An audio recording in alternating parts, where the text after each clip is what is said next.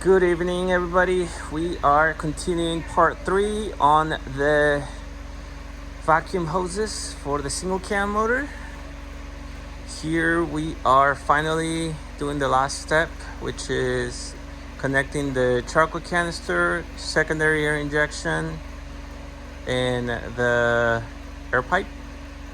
So let's start with the simple hose, the easiest one. That's the one right here on the side of the intake manifold that goes to the back of the throttle body. That goes all the way, and because we don't have the fan shower, this is how I want to ride them for now. Goes all the way, so intake manifold all the way to the charcoal canister here, and then this other one goes to the purge valve in the gas tank.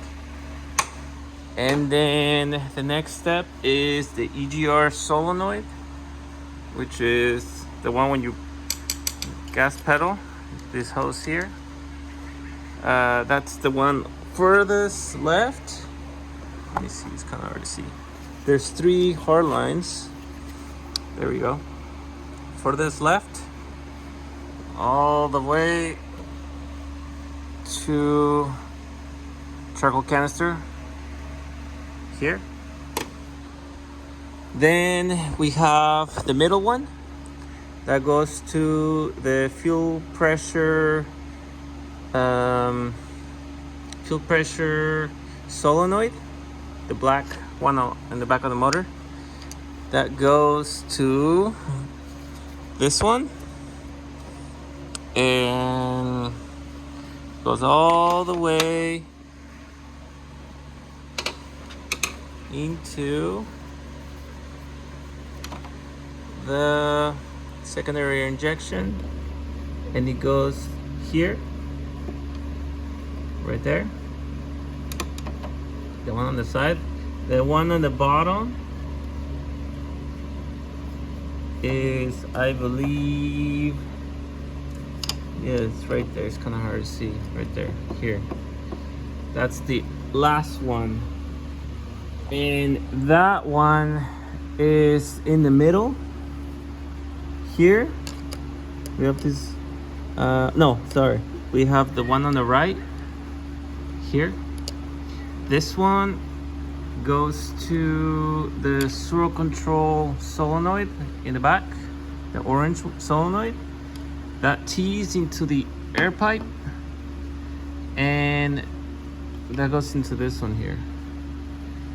And then tees here all the way across down, and that's the one I was telling you about that goes to the bottom secondary air injection right there. So remember, this one goes to the serial control solenoid and into the T of the airbox.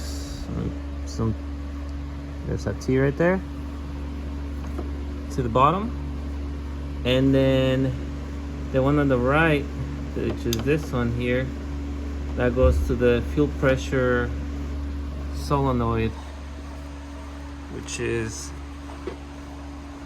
the one in the middle right here. And then we have, obviously you have this connector that goes to the valve cover right there. And then you have the PCV valve down into the block.